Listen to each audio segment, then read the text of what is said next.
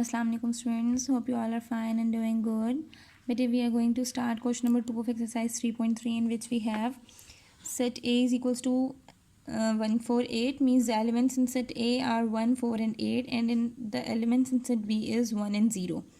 You have to find the Cartesian product. Whenever we are having multiplication sign between two set, and it simply means Cartesian product. आपको Cartesian product calculate करना है A cross B, B cross A cross A, B cross B. और second उन्होंने साहब लिख दिया है how many elements are there in, कितने एलिमेंट्स हैं A क्रॉस B में, B क्रॉस A में, A क्रॉस A में और B क्रॉस B में. सो सबसे पहले हम इनके कार्टीजन प्रोडक्ट फाइंड आउट करते हैं, उसके साथ साथ हम मेंशन भी करते जाएंगे इनके सेट्स में एलिमेंट्स कितने होंगे. So we have set A and B. आपको कार्टीजन प्रोडक्ट कैलकुलेट करना है. सबसे पहले हम number of elements find out कर लेते हैं. जब भी आपको नंबर ऑफ़ एलिमेंट्स कैलकुलेट करने होते हैं A क्रॉस B में, चेक करना है number of elements in set A कितने, 1 2 3.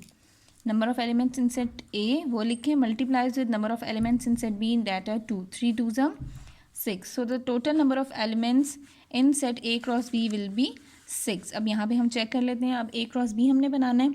सबसे पहले हमने सेट A लिखा 1 4 8, then we will write set B 1 and 0.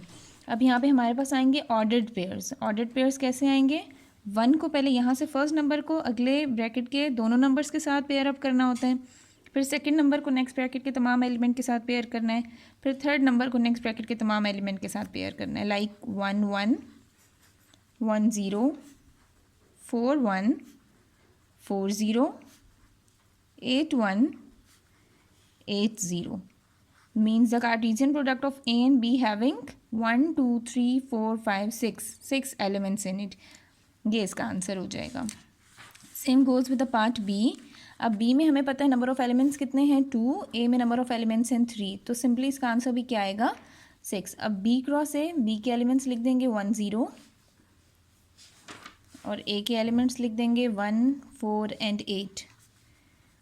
अब इसी तरह से जो भी फर्स्ट ब्रैकेट में नंबर होगा उसको अगली ब्रैकेट के सारे नंबर्स के साथ आपने पेयर अप करना है. 1 1 1 4 1 8 0 1 0 4 0 8.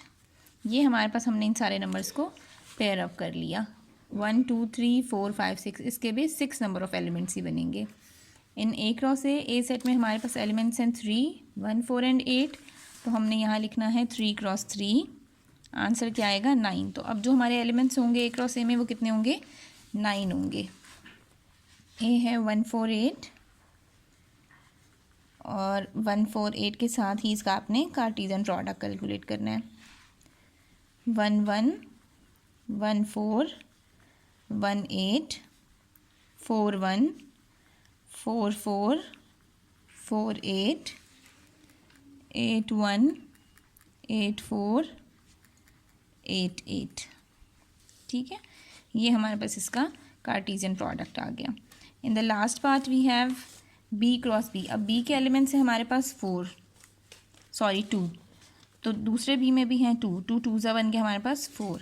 अब B क्रॉस B के एलिमेंट्स थे हमारे पास 1 0 क्रॉस, इसका कार्टेशियन प्रोडक्ट है 1 0 के साथ ही.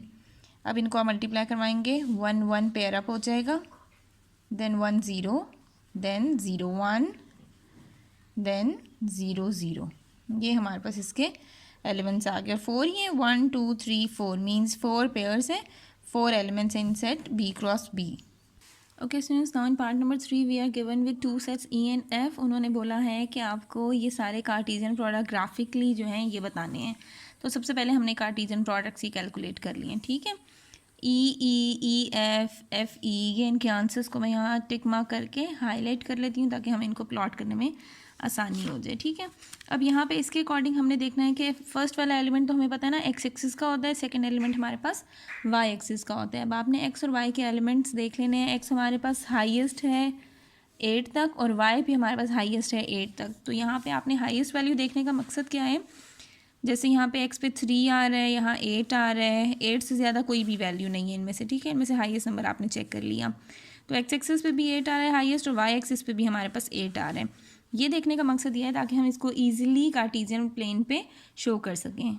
ओके बेटे, ये मैंने कार्टेशियन प्लेन ड्रॉ कर लिया। ये हमारे पास होते हैं एक्स एक्सिस, यहाँ पे इसके ऑपोजिट होते हैं हमारे पास एक्स नेगेटिव एक्सिस, ये होते हैं हमारे वाई एक्सिस, ये होते हैं वाई नेगेटिव एक्सिस। ऑल्दो यहाँ पे हमारे पास नेगेटिव एक्सिस का कोई काम नहीं है क्योंकि यहाँ पे कोई भी वैल्यू नेगेटिव नहीं है, ठीक है। अब हमारे पास यहाँ 4 आंसर्स हैं, like E F E and F F, ठीक है।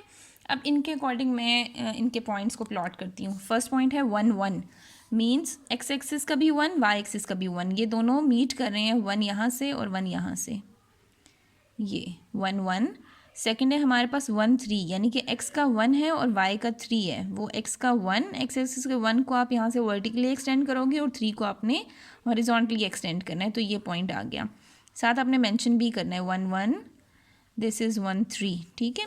उसके बाद है 3 1, यानी कि एक्स एक्सिस का 3, वाई एक्सिस का 1, ये वाला पॉइंट है। एक्स एक्सिस का 3, वाई एक्सिस का 1, 3 1। नेक्स्ट है 3 3, एक्स एक्सिस का भी 3, वाई एक्सिस का भी 3, वो ये आ रहा है हमारे पास पॉइंट, ठीक है। 3 3, ये हमारे पास ब्लू कलर जो है, I use blue colour for result E cross E, ठीक है। उसके बाद है ई क्रॉस एफ, एफ के लिए हमारे पास है 1 4, 1 एक्स एक्सिस का, वाई एक्सिस का 4, यानी कि 1 4 यहाँ आ गया। फिर है 1 6, एक्स एक्सिस का 1, वाई एक्सिस का 6, ये आ गया 1 6।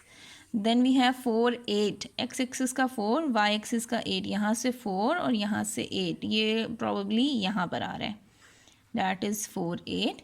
उसके बाद है हमारे पास, सॉरी ये 1 8 था। नेक्स्ट इज़ 3 4 3 और यहाँ पर आ गया 4 3 4। Okay students, I have made the required changes, ठीक है। 3 4 तक हो गया था, देन 3 6, यहाँ से 3 और यहाँ से 6, ये आ गया 3 6। देन वी हैव 3 8, 3 यहाँ से और 8 यहाँ से, 3 8।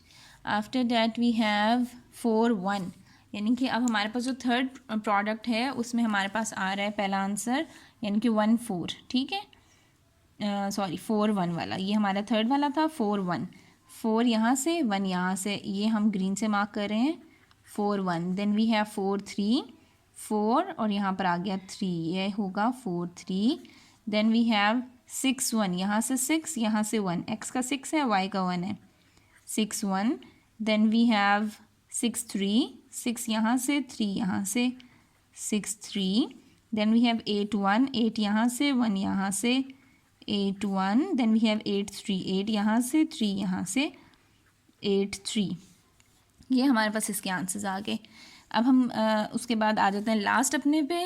लास्ट है हमारे पास एफ क्रॉस एफ, यानी कि वो स्टार्ट हो रहा है 4 4 से, 4 एक्स एक्सिस का 4 और साथ ही वाई एक्सिस का भी 4, तो 4 4 ये पॉइंट है हमारे पास, 4 4। देन वी हैव 4 6, 4 यहाँ से, 6 वाई एक्सिस का, we have 4 6। after that we have 4 8 4 and 8, वो probably यहाँ बन रहा है 4 8। then we have 6 4 6 and then 4, वो आ गया यहाँ पे 6 4।